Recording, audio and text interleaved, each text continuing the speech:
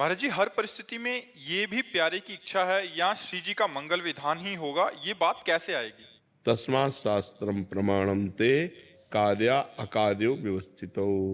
कार्य और अकार्य की व्यवस्था शास्त्र प्रमाणित होनी चाहिए। पहले शास्त्र प्रमाणित आचरण करो। श्री कृष्ण अनुकूलेन प्रतिकूलस्य विसर्जनम। भगवान के अनुकूल आचरण करो, प्रतिकूल का त्याग करो और भजन करो, सत्संग सुनो, शास्त्र स्वाध्याय करो। जब अहम गलित हो जाता है तब ये होता है कि जो हो रहा है वो भगवान की इच्छा से हो रहा है, मैं कहीं करता नहीं हूँ।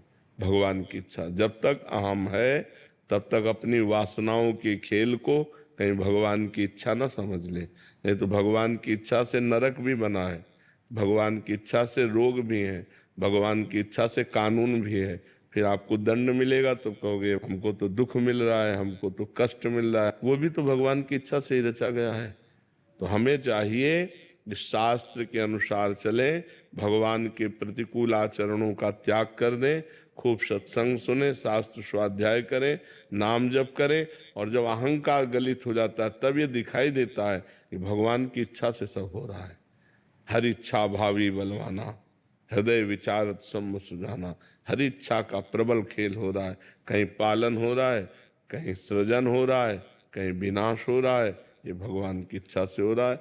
वो निरपेक्ष महापुरुष भगवान की लीला का दर्शन करते हुए कभी किसी भी स्थिति में अशांत नहीं होता, उद्विग्न नहीं होता, चिंतित नहीं होता, शोकित नहीं होता। तब हम जान पाएंगे कि भगवान की इच्छा।